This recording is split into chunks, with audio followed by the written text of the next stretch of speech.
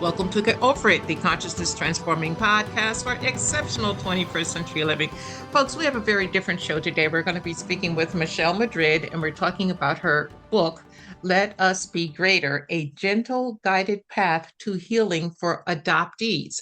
And, you know, folks, it's really amazing. We don't think about adoptees. They're kind of like, okay, deal with it. We really don't care. So this is going to be insight on adoption. And what was really interesting for me was I have a girlfriend who is an international adopted child, and she called me right before picking up, before recording this podcast.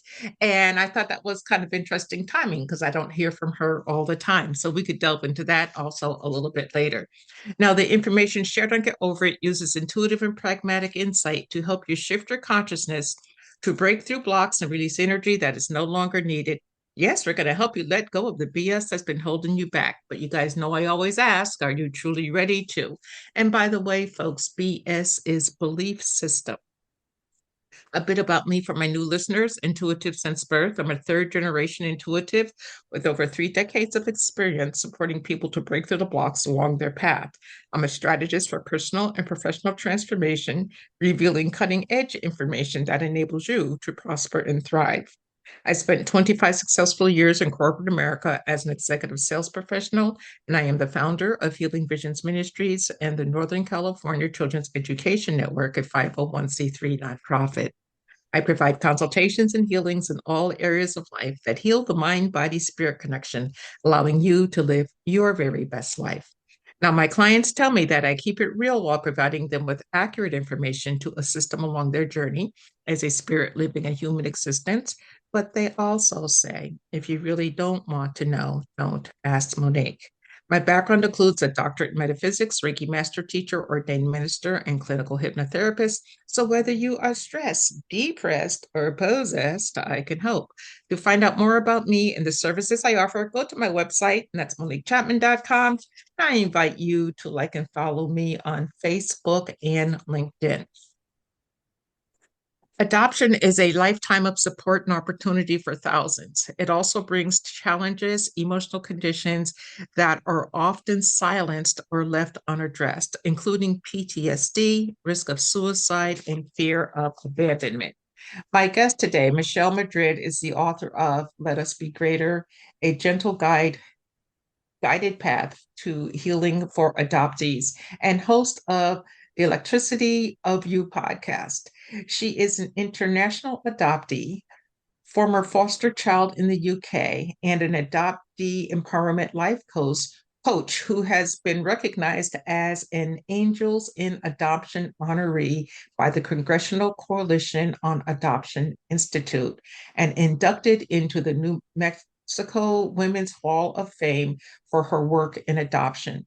She lives in Southern Cal, and you can visit her at her website, and that is themichellemadrid.com. TheMichellellemadrid.com. Welcome, Michelle. Oh, thank you, Monique. It's an honor to be here with you today. Well, it's great to have you. Now, when you came online and we talked, I called you a different name. Do you want to share that experience? I'm still tingling from it, from the tips of my toes to the top of my head. And as I share in the book, Let Us Be Greater, it's you called me by my original name, by my very first name, which is Julia Dawn. And that's who you addressed me as. You said hello to Julia Dawn. It meant everything to me. And then you said something that I think caused me to tingle even more, and it brought tears to my eyes. You said something to the effect of, the essence of who we truly are is found in our given name. Mm-hmm. It really is a gift to me on this day, because it is the journey, and it is the journey that I write about in the book. It has been my personal journey of, going deep to get back to the essence of me, the essence that I felt so, cut off from for such a long time as an adoptee. And so it's just such a gift to address me by the name. And it just was beautiful. And so thank you for that recognition, because it truly represents, I think, the fullness of who I am today. It most definitely does. And, folks, if you're new to listening to me, I always tell everyone that your given name, whatever is on your birth certificate, is the energy that your soul came to earth on. Now, you may not like the name, you might change it later, whatever, but that original energy is still there. So if you have changed your name or altered it in any way, and I'm not talking nicknames, I'm talking given names when you professionally give your name to someone. When you do that, you're tapping into your soul.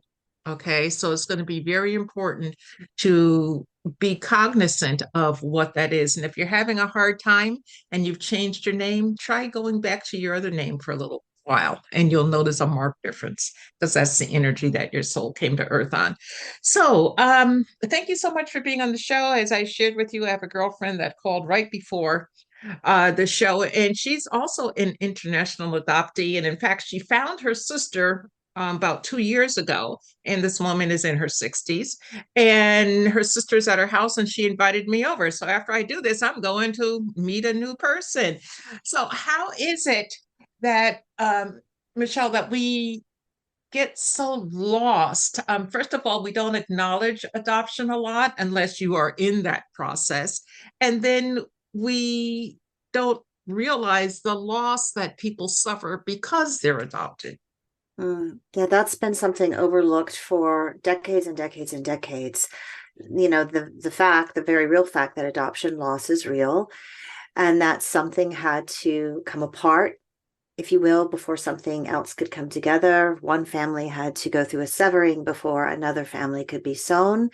And Mhm. that loss is overlooked. A lot of times I feel like within the wider narrative of adoption, there's a sole focus on, or a greater focus on, the child coming into his or her new surroundings. And we tend to look at adoptees as sort of blank slates. They enter their new surroundings as a blank slate, and then from there they're molded. Maybe their name is changed, they're in a new family, within a new culture, perhaps a new country, and everything starts from there. But what we haven't recognized, what we're beginning to recognize, and I'm so grateful that you're having me on your amazing podcast to talk about this, because it's so important, is that a loss had to occur. And that loss, I believe, needs to be tenderly held and explored. The grief process needs to be, traveled through.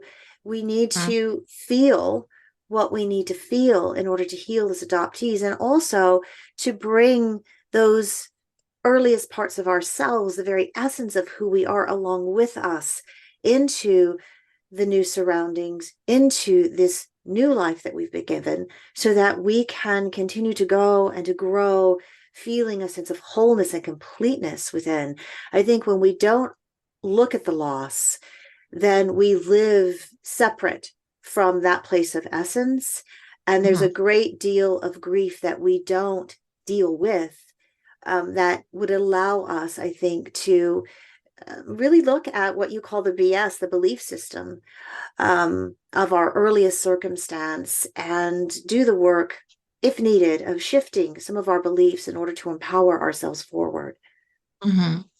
It's interesting because even if you're not adopted, if you are a product of an early broken home or a parent who's passed away at a very early age, as I was with my mom, there's a void, there's a missing. And for me, it led to abandonment issues, and I wasn't even technically abandoned. The woman passed on. So, how is it with an adopted person? I mean, do you feel that the biological parents just didn't want you and you're hurt by that, or do you ever get to a point of understanding that they did what they felt was necessary at the time? Adoption for the adoptee is a lifelong journey. And, certainly we don't solely hold the experience of feeling abandoned in our lives or rejected in our lives. But, I think when you come from a broken home, a broken place, when you feel that void, when something is missing, when you feel displaced in some way, marginalized perhaps within your own thoughts, your own feelings, that I think those limiting beliefs just start to be seated. And so I definitely struggled, as many adoptees do, with the question of why. Why did the very people who should have stayed with me, protected me, loved me, why did they leave? Did I do something wrong? Is there something about me?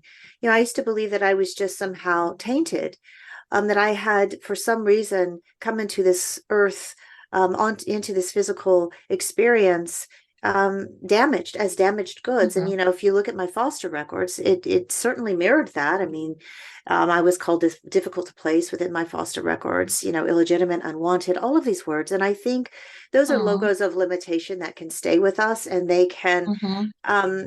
they can darken our spirit. They can, I think, sever us, disconnect us from that place of essence within us. And so that journey for me has been a profound and meaningful one, to open those areas of my life that felt so closed, and to work through the messaging that we often get as adoptees, that, you don't need to know. You just be grateful, just move on. That doesn't really matter anymore. The fact of the matter is that for adoptees, it might very well matter to them. And so allowing them to find sacred space to explore what their own personal unique journey means to them, and those feelings of being somehow broken, left behind, that void that you speak of, it is so crucial that adoptees are allowed that journey of self-discovery, to come home to themselves and reunite with themselves on the deepest levels, and to answer for themselves what this unique experience means to them, versus having those on the outside tell them what this should mean, what this should feel to them. And I think that is a beautiful and proactive step to take as an adoptee, and a gift to give yourself. Um, in your book, you talk about their 8 pain points, these places that hurt for adoptees. Share some of them with us, because I think that, as you just said, people feel you should be grateful, and someone took you in, someone loved you, so get over it. And it's like, no, it's not Mhm. quite that simple. So what are the 8 pain points? They are, the pain of feeling unwelcome in the world. I'm feeling that sense of marginalization. Oftentimes, adoptees will refer to that as just being, I feel like I'm a foreigner in my own life, a Mm. stranger to my own life. So that's certainly a pain point that comes up often. The sense of just broken bonds, and just a deep, profound sense of loss. Something's missing, right?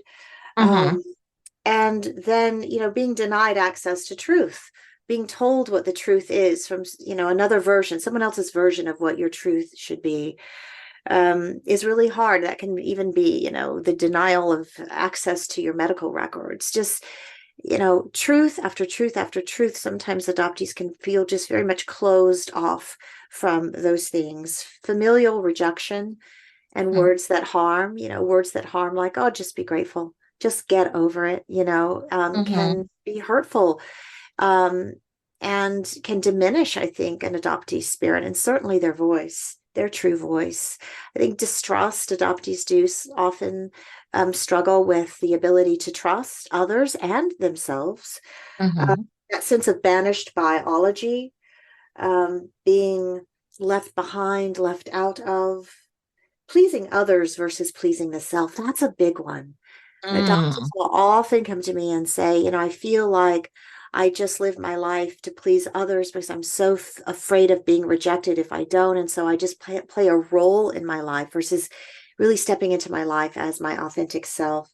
And the lack of transparency and acceptance. And I think that Mm-hmm. starts with self acceptance and a sense of self transparency, really being true with ourselves, and accepting ourselves, scars, flaws, and all, as I like to say, is a beautiful gift. So those are the points of pain in the book that I move through, Mm-hmm. and through the work, really hope and pray that adoptees will find the door, the pathways, turning those points of pain into their points of light, so that they can really illuminate their way forward.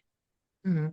And working with adoptees, have you ever crossed someone who said, well, back then abortion was legal. I wish they had would have just aborted me instead of putting me through this hell? Yeah. Yeah. And that's, I mean, even hearing you speak those words breaks my heart because I hear that a lot. And, here's the other thing. It's interesting because when adoptees, as we are more and more, um, we are, connecting. Social media is a powerful tool for that. We are emerging into our own truth, sharing our perspectives, our experiences. We will sometimes, and maybe more than sometimes, be told, well, would you rather have just been aborted or left in the orphanage, or those kind of things? And that's Mhm. not, that is a real um point of hurt that we deal with, sometimes feeling like we live in between two lives, which is not really living in my point of view. I felt that way for a very long time. I used to say growing up, I feel like I live between two shores, England and the US, and I'm somewhere in the middle, struggling to keep my head above water. And I don't really feel like I'm living. It's, living, but not quite. It's dying, but not really. I just didn't feel fully alive. Hmm. Um, and certainly that is a hurt that I hear some adoptees saying that this pain is so great for me that I just wish I'd never even been born. Hmm. And what about the opposite? I had a client years ago, and she was not adopted, but she had two adopted siblings. And one day she overheard her mother talking to one of the adopted siblings. They were having a hard time with something, and the mother said, "But I chose you." And that upset the biological child. Can you talk to us a little bit about that type of dynamic where the biological child might feel less than the adopted? Yeah, I have my eldest son is biological, and then I have two amazing kids who were brought into my life through international adoption. Mm-hmm. Ian from Russia, Eviana from Ethiopia, and then my eldest son is Christian. And I've been very careful about that word. I've never said to my children um, of adoption, you were chosen, because it Mm-hmm. really carries a heavy weight. How Mm-hmm. we take that in as adoptees now, and I can talk more about that. I just wanted to say, for addressing it from a biological perspective of being a biological child inside of a family with adoptive siblings, I think hearing a parent say, but you were chosen to the adopted sibling, could leave perhaps a biological sibling feeling like, well, but I wasn't. Was I Mm-hmm. chosen? Do I, I think we have to be careful with the word from the adoptee perspective. If an adoptive parent, and believe me, my adoptive mother said this to me often, but you were chosen. It also means that someone decided not to keep me. So in my earliest life, I wasn't chosen, and that Mm-hmm. brings along its own points of pain. Adoptees have often also been aware of the fact that they came into their adoptive families after their parents struggled maybe with infertility. And so sometimes being chosen can carry the weight of, but as second choice. So I think that we just have to be careful with that word and how we use it, and understanding that it is a nuanced word, and people take that word in different ways. And so I think it's just a word we have to be. It's a tricky word, Monique. It's a tricky word. Yes, it is. Yes, it is. Well, in her book, folks, she has a lot of exercises. And at first I was like, well, what kind of exercises can you do if you're adopted to, Mm. really embrace, who you are. She has many exercises in the book. And one of them in the book is putting down the baggage exercise. Talk Mm. to us about why you have exercises in the first place, because it's all about your electricity, I think. And Yeah. and and why is it, important to embrace exercises around this? I mean, who would have thought? Yeah, I think they're, tools and approaches to help us stop and reflect on perhaps a pain that we've been carrying with us, maybe that we haven't been aware of, something that's showing up, causing a certain behavior pattern in our life that maybe isn't serving our highest good. What are Mm-hmm. those tools and approaches, visualizations, methods that can help us just to, I think, center in, sit in stillness, and become more aware of the workings of our heart and our soul, what's really going on deep within us. I mean, I think oftentimes, and I did this for a long time, Monique, I was the big avoider. I wanted to have the perfect grades. I wanted to be as perfect as possible. I wanted to have the best career. I wanted to keep Mm. moving. I chose a news career early on, because I think it just kept me moving. And there was always something new, and I really didn't have to sit with myself. Mm. It wasn't until I left that world that I, started embarking on this journey of self discovery and self awareness and really self love, and coming back to the roots of me, the seeds of me, and really nurturing that inner garden. And I think these tools can be those things that help us to turn the soil over, pull out the weeds of the things that aren't working in our life, and begin to nourish ourselves with what is whole and beautiful and life affirming, so that we can grow just this beautiful garden within us that sustains us forward to do what we're here to do in this life. And so putting down the baggage is one of those tools. It's really stopping to recognize, what is the baggage that Mm-hmm. perhaps I've been carrying for a really long time that was never mine to carry? You Mm-hmm. know, is it something that an adoptive parent said, like, just be grateful? And so I've lived my life, disassociating my need to grieve, or from my need to grieve, Mm-hmm. disconnecting from that part of myself. What are the things that I need to finally, once and for all, put down so that I can free myself up to move forward in my life and, change my belief system to one that Mm-hmm. really empowers me and illuminates. Again, I always like to say illuminates me forward, but that's what I really feel. A sense of coming home to myself, where that porch light has always been on, yet I didn't really want to take that turn down that road, because it can be scary to look at our innermost thoughts and feelings, and those places within us that need to be healed in order for us to grow and step into the next version of who we're here to be. And I think that's beautiful soul work. So this is one simple, but I think profound exercise that adoptees can do, actually, that anyone can do, who maybe Mm-hmm. feel like, I've been carrying some stuff around, and it does feel like sort of heavy BS. I need to change the belief system. I need to put these things down. What are the things that I'm believing that are holding me back? What are those limiting beliefs? And let me put them down and begin the work of discovering what is my limitless truth, and really standing in that, firmly, strongly in my truth, taking back my life, my voice, so that I can be, that offering to myself, to those I love around me, and to the world ultimately, and do the work that I was placed here to do. Yeah.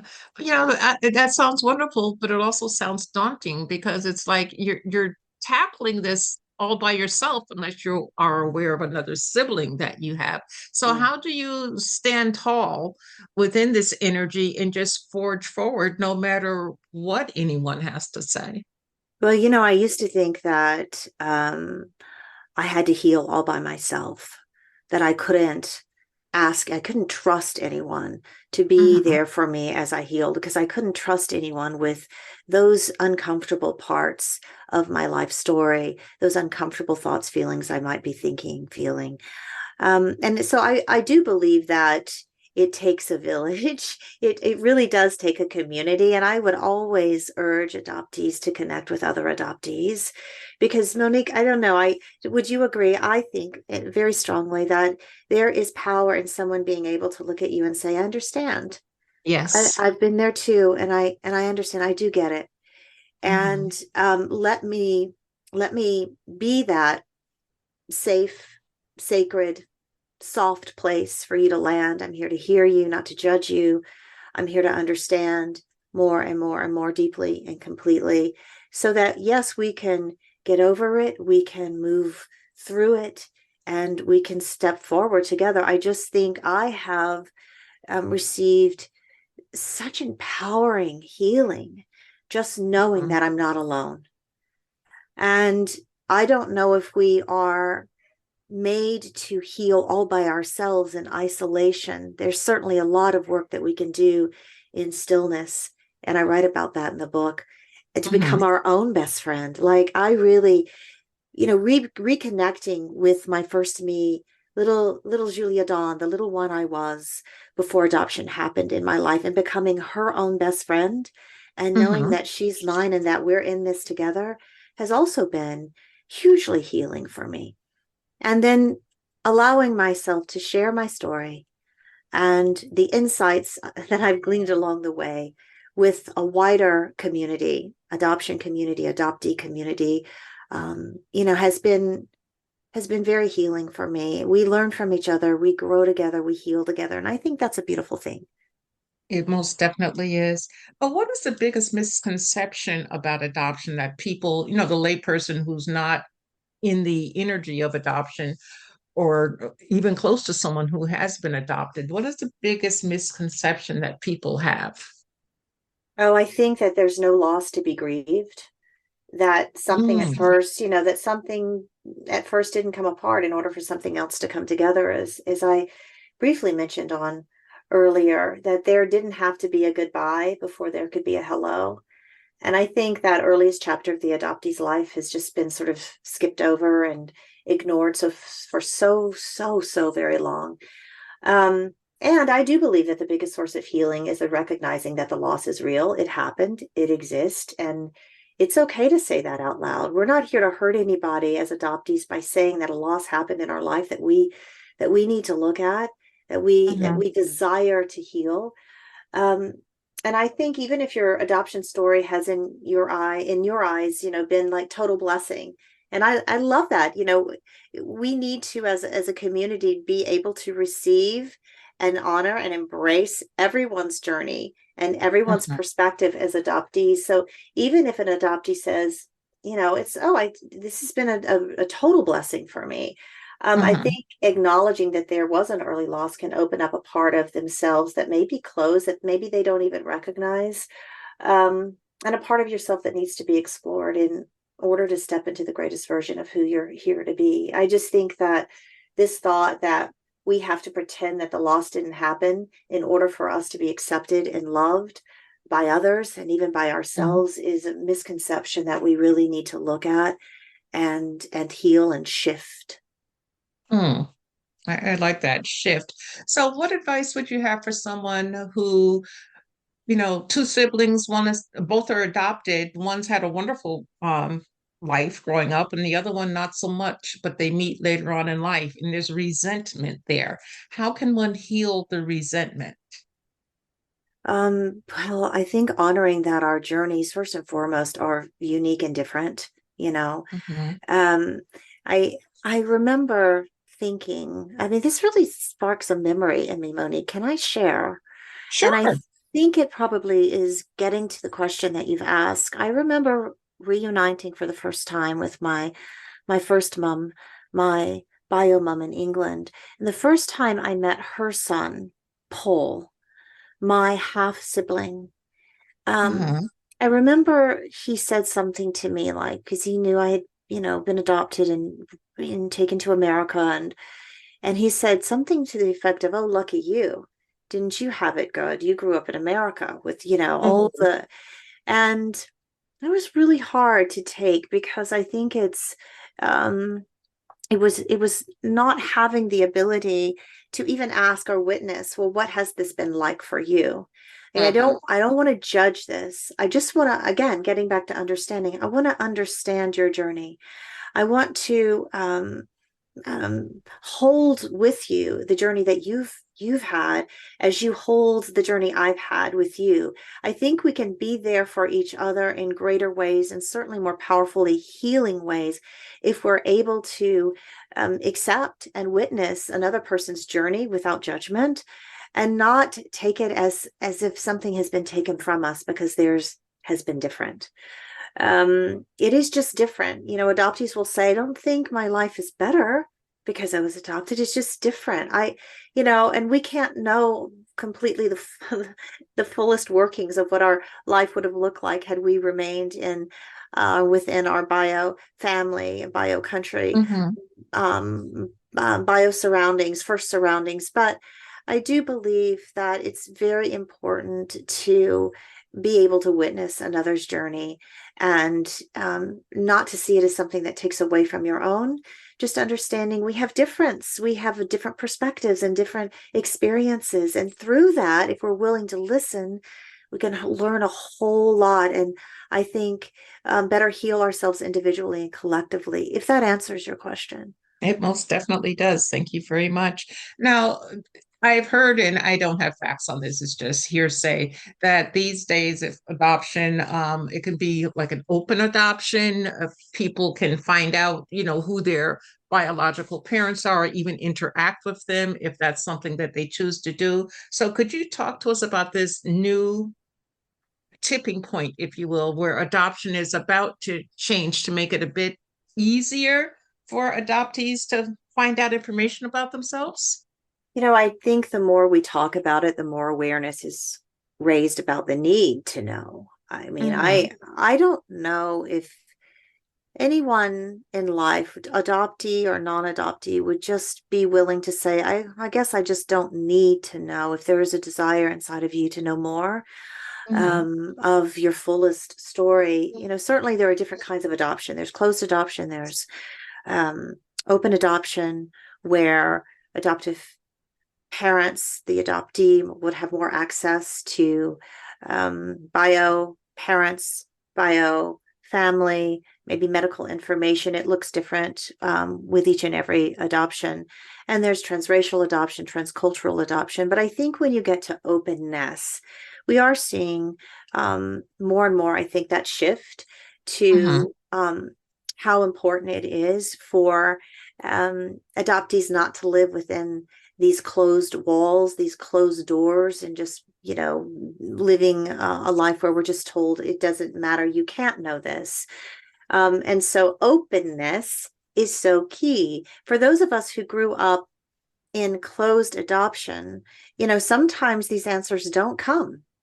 And so Mm-hmm. part of the book and part of the exploration of this soulful approach to healing as adoptees is, to open up areas of ourselves inside within us and access a deeper meaning, a deeper understanding of ourself, and getting back to the essence of who we are. I love how you say that.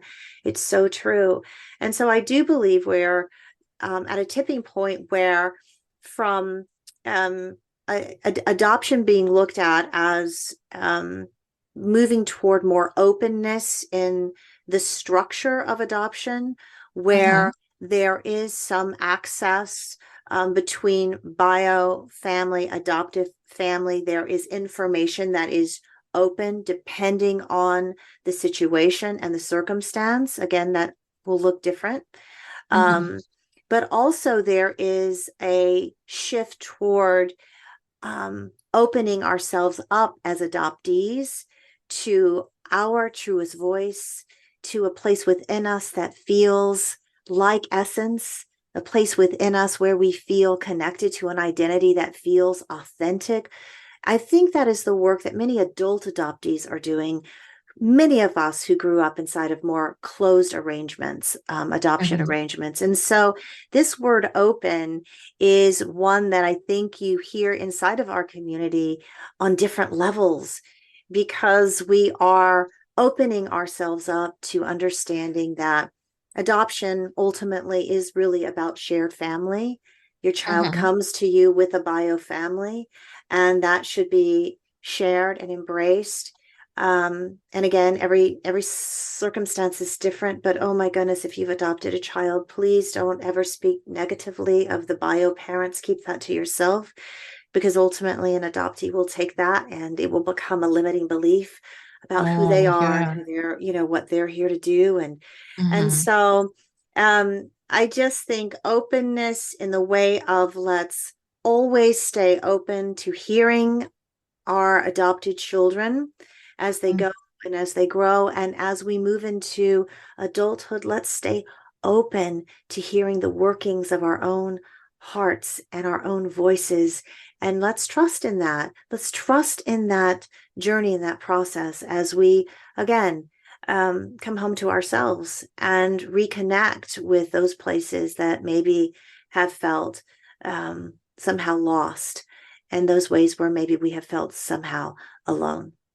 Wow, that's wonderful information for everyone, not just adoptees, for everyone. Now, when we go to your website, the michellemadrid.com, what are we going to find there? Oh my goodness, thank you. This has been such a wonderful labor of love. The electricity of you. When I was a little girl growing up as an adoptee, there were Mhm, times, and I grew up inside of a home with an adoptive father who struggled with alcoholism, and mhm, there were many times inside of my adoptive home where it felt pretty dark, and I used to think to myself, in the dark of night in my bedroom, there's a light inside of me. I just know it. Just wish I could, find it. mhm, There's so much of my early story just made me feel sort of like that light had been dimmed. And so the electricity of you is all about reigniting that light inside of yourself, the essence of who you are, so that you can really step into that illuminating version of you and light up the world, light up your life, light up how you love, light up your relationships, light up your purpose and your calling. And so everything within the electricity of you is centered around, framed around, how do we reconnect to those places inside of ourselves that mhm. feel that we feel disconnected from? How do we reignite that light and step forward? So there's a podcast there, the Electricity of You podcast. That is just such a beautiful offering. I love hearing from women and their journeys of reconnecting to their light and how that has led them forward into living out their purpose and calling. And there's information on my coaching and on Mhm. my personal journey. So I would love folks to visit me there. And, together, let's ignite the electricity of who we are. Ooh, could we not light up the world if we all plugged back into that? Yes, we could. And you don't have to be adopted to do that, do we? We sure don't. There's a lot in this life that can cause us to disconnect from that spark within. And so I want to do my part and helping people reconnect to that spark and just igniting it into like the most illuminating flame possible. Well, that's change, one person, one step at a time. It absolutely positively works. And Um, Julia Dawn, I've really enjoyed our time together. We're almost at the end, but I'd love for you to share some words of wisdom, a pearl of wisdom with our audience today, please. oh, what comes to me is, you know, change begins within. And I want you to remember, if you can place your hands over your heart in this moment, contemplate that your heart beats for you 100,000 times a day. You don't even have to think about it. It beats for you. It is a gift. You are a gift in this life. And as you hold your hands over your heart, I'd like you to think about the light within and understand that the light around you is great, but the light within you is greater. And believe in the light of you and do the beautiful work each and every day to reconnect to that place within.